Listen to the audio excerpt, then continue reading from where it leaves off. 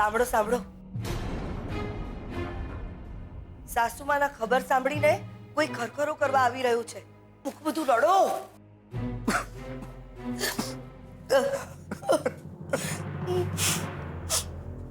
જય શ્રી કૃષ્ણ. જય શ્રી કૃષ્ણ. જય શ્રી કૃષ્ણ. આવો આવો.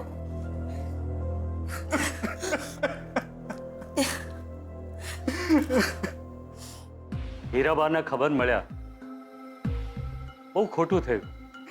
મારી બા મને મૂકીને ચાલી ગઈ. સાંભળો, ના રડો. જુઓ ને કાકા, જ્યારથી મારા સાસુ ગયા છે ને, આ લોકોનું રડવાનું બંધ જ નથી થતું. હા, હું તમારું દુઃખ સમજી શકું છું. દાદી. ના બેટા, નહીં રડવાનું. હમણાં થોડા દિવસ પહેલા જ હું હીરાબાને મળ્યો હતો.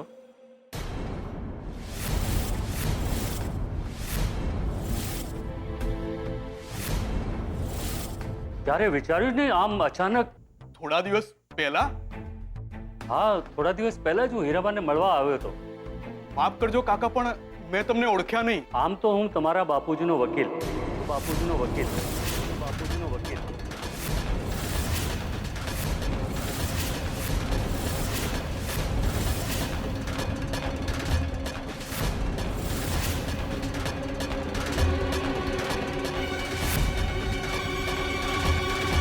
અહીંયા બાજુના ગામમાં જ રહું છું. વર્ષોથી સરકારી વકીલ છું અને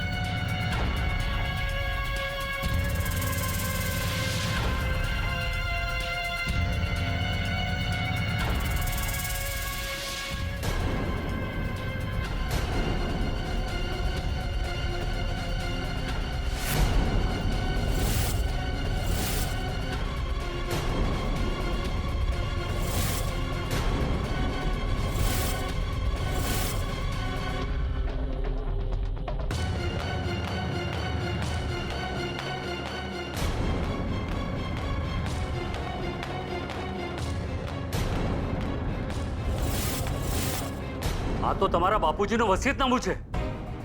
આજે તો આકાશ ફાટી જાય કે ધરતી ધસી જાય, આકાશ પાતાળ એક કેમ ના થઈ જાય. અરે ઉપરથી ભગવાન પણ નીચે આવશે ને તો પણ આ બધું લક્ષ્મીના નામે નહીં થવા દઉં. બા, લક્ષ્મીને 1 રૂપિયો નહીં આપીએ અમે લોકો.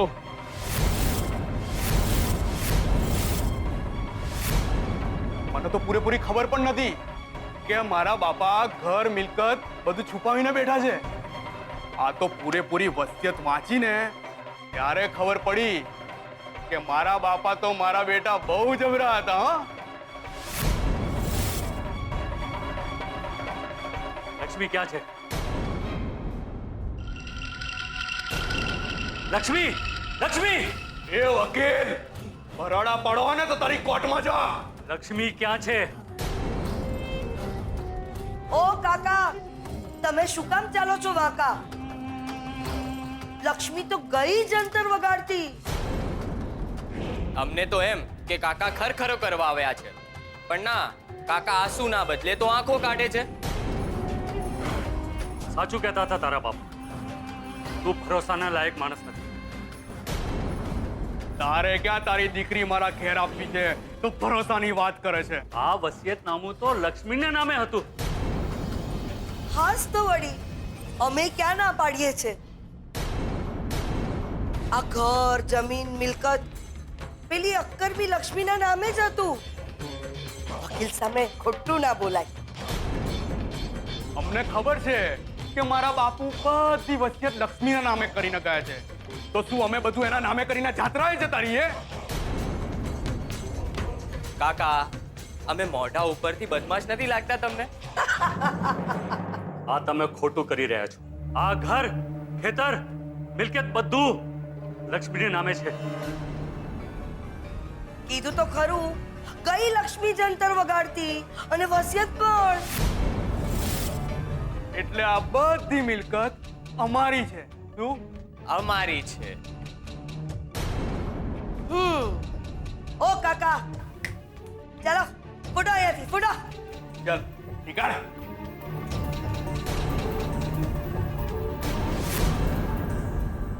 ભૂલ કરી રહ્યા છો તમે.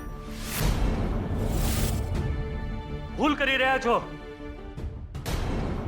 અરે આટલા છાગતા ન બનો નલાયકો. અભિમાન તો 10 માથાવાળા રાવણનો પણ નહોતો રહ્યો. તમે ભલે એમ સમજતા હો કે આ વસિયતનામા ફાડીને તમે મોટી જંગ જીતી ગયા છો. તમને એમ છે કે લક્ષ્મીને ખબર જ ન પડે કે આ બધું એનું છે. પણ આ વસિયતનામાની હજી એક કોપી છે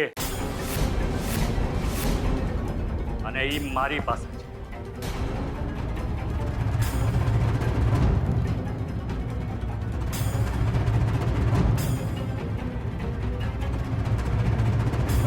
આ વસિયતનામાની કોપી હું લક્ષ્મી સુધી પહોંચાડીશ. તમે ભલે આ વસિયતનામાના કાગળિયા ફાડી નાખ્યા હોય પણ તમે કોઈનો નસીબ ન બદલી શકો. આ ઘર, આ મિલકત, આ સુખ સાહેબી બધું લક્ષ્મીને નામે છે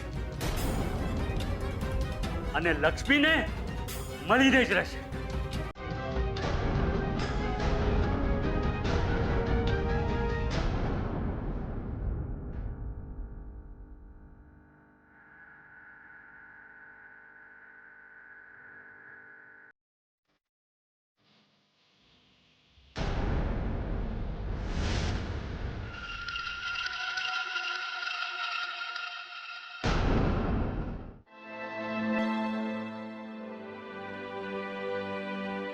શ્રુતિબેન, પાણી.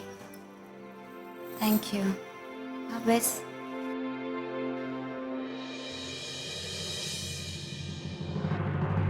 કેવી રહી સગાઈ શ્રુતિબેન? લક્ષ્મી, તારા ઘરે મરણ થયું છે. જ્યારે પણ તને મારા પ્રસંગની ચિંતા છે. આટલી સારી નહીં બન લક્ષ્મી, ને તો ક્યારે એવું લાગશે કે આખી દુનિયા સુખી થઈ ગઈ અને તું એકલી જ રહી ગઈ. હીરાબાની વિધિ થઈ ગઈ.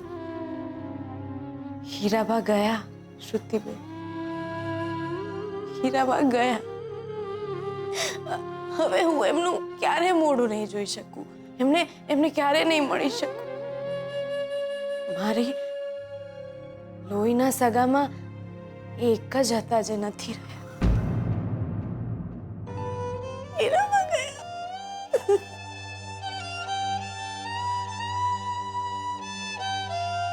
હિંમત રાખ સ્વીટુ, હિંમત રાખ. શ્રુતિબેન, તમારા સગામાં પણ કોઈ બીમાર હતું ને? હા, સગાઈમાંથી તરત જ હોસ્પિટલ જવું પડ્યું. હવે કેમ છે એમને? સારું છે. એમને ઘરે પહોંચાડીને જ હું આવી. પણ શ્રુતિબેન, એ છે કોણ? એટલે કે તમારા સગામાં છે કે તમારા રાજકુમારના સગામાં?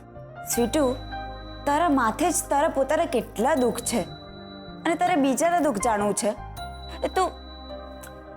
એ બધું છોડ. તું તારું કે શું થયું? મામા મમ્મી કંઈ બોલ્યા તો નથી ને કે આ વખતે પણ તને હળદૂત કરી? સ્વીટુ, કેટલાક માણસો મરતા હોય છે ને કેટલાક સંબંધો. આ મામા મામી એવી લાયક છે જ નહીં કે તું હવે એ લોકોને યાદ પણ કરે. ભૂલી જા એ લોકોને. ભૂલી જા કે એ લોકો કોઈ હતું પણ. એ હતા જ નહીં એવું જ માન. એ તારા મામા મામી છે ને, એ લોકોને ક્યારેય નહીં થાય કે એ લોકોએ તારી સાથે અન્યાય કર્યો છે. અને એ લોકોને તો હીરાબાને જવાનું દુઃખ પણ નહીં હોય.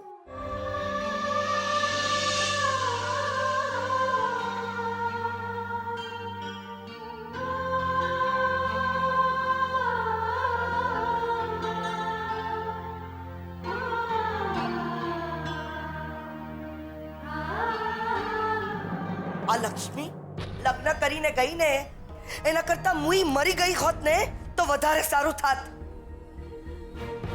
માં, આ વસિયતનામાની બીજી કોપી લક્ષ્મીના હાથમાં ન આવી જોઈએ, નહીતર આપણે સાચે ભિખારી બની જઈશું. એ લક્ષ્મી આપણને નહીં છોડે. એ તો છોડશે જ નહીં. અને પેલો વકીલ આપણી સામે એવો દાજ કાઢીને ગયો છે કે લક્ષ્મીની સામે તો બધું ભસી જ નાખશે. અને ઓ મરદ મુછાળા, જરા આટા ફેરા મારવાનું બંધ કરો અને મોઢામાંથી કંઈ ભસો. જરા વિચાર કરો, જો લક્ષ્મી અહીંયા પાછી આવી ગઈ ને તો આપણને ત્રણેવને આ વસિયતનામાના કાગળિયાની જેમ આમ ફાડીને ફેંકી દેશે. બાપુ, આપણે વકીલને જ પતાવી દઈએ તો? અરે ડોબા, સરકારી વકીલ છે, સરકારી માણસ. એને જો આંગળી પણ અડાડીશું ને તો આપણે બંને જેલ ભેગા થઈ જઈશું. તો શું કરીશું આપણે? લક્ષ્મીના નામના છાજિયા લઈશું કે હમણાં લક્ષ્મી આવશે અને આપણને બધાને ઘરની બહાર કાઢી મૂકશે? હું તો કહું છું, ઘા ભેગો ઘસરકો.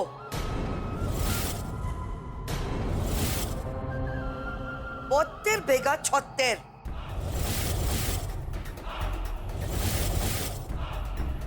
જેમ હીરાબાને પતાવી નાખ્યા છે ને, એમાં મુઈ લક્ષ્મીને પણ લાંબી કરી નાખો.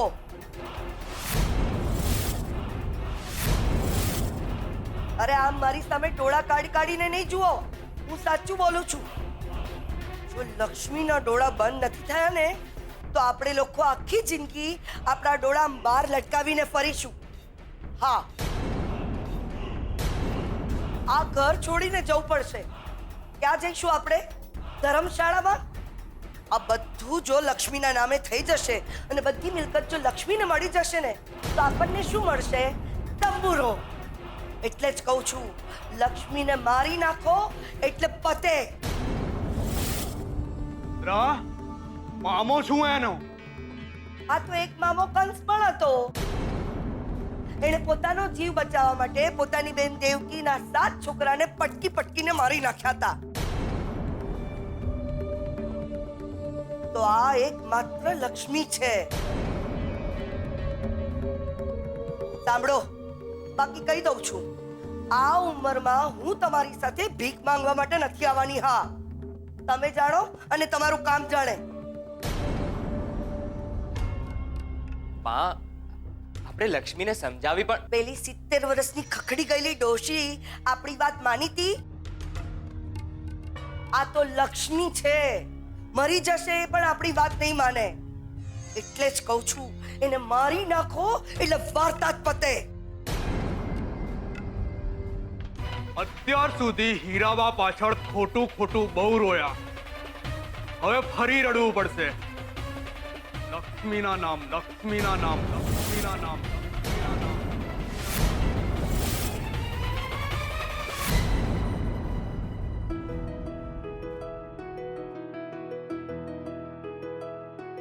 આ દવા જમ્યા પહેલા, આ દવા જમ્યા પછી. મોમ, તને હવે શ્વાસ લેવામાં તકલીફ નથી થતી ને? ના, અને તાવ છે હવે કે? ઠીક છું. એકચ્યુઅલી ડૉક્ટરનો ફોન આવ્યો હતો, એ પૂછતા હતા. અને તને હાથમાં પેઇન નથી થતું ને હવે?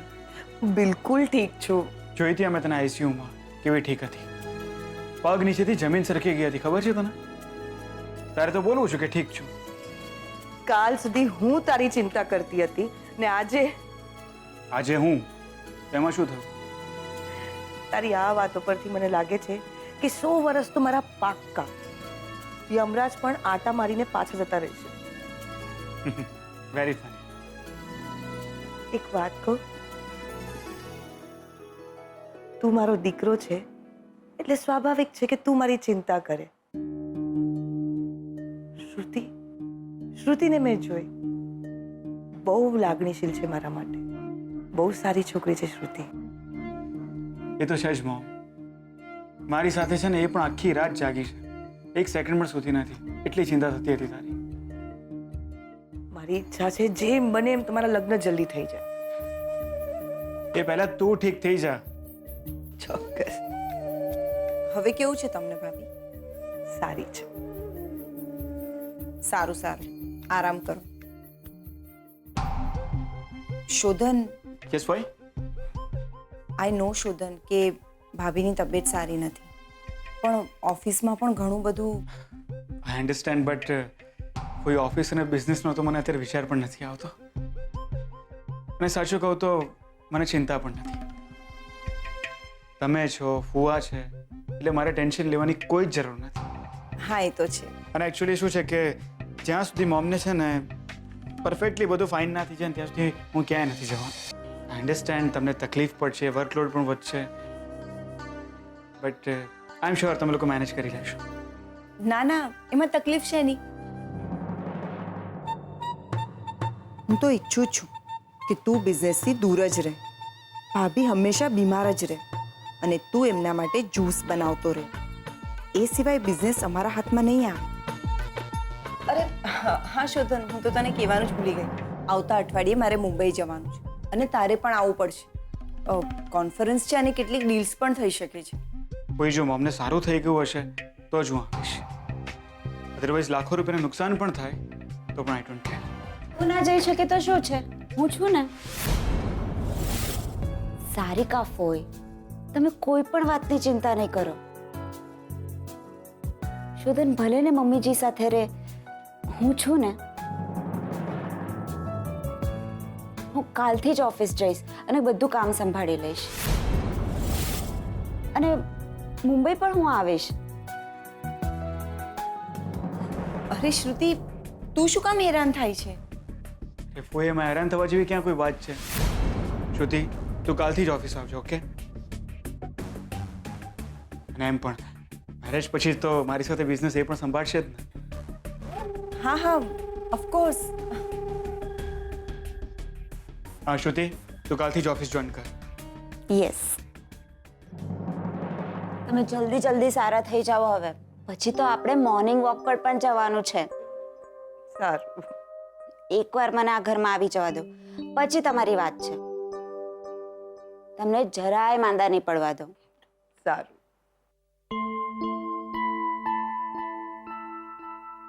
ભાભી, તબિયત સંભાળજો. કેરી ઓન.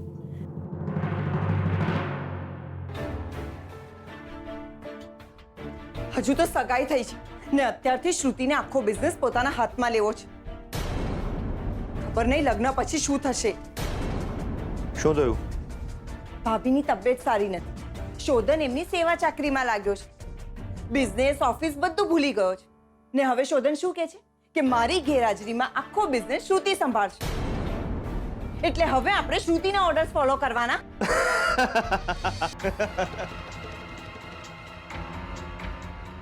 ભાન થયું હવે?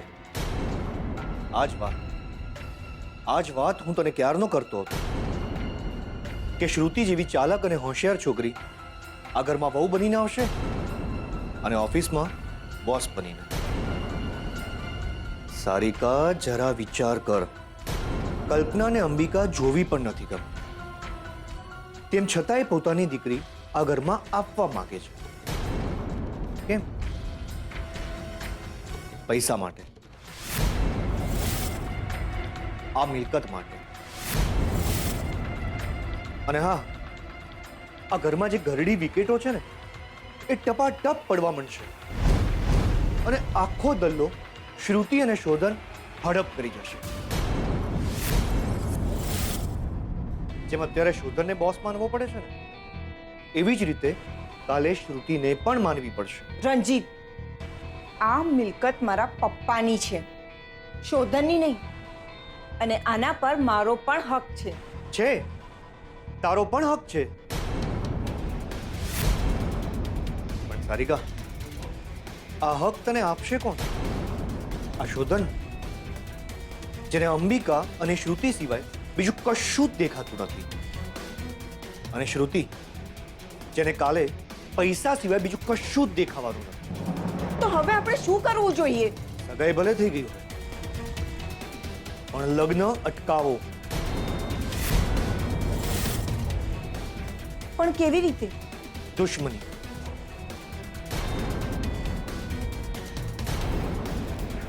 એટલે સારિકા, એવું કંઈક તો હશે જ. એવી કોઈક વાત તો હશે જ કે જેનાથી શ્રુતિ અને શોધન બંને એકબીજાના દુશ્મન થઈ જાય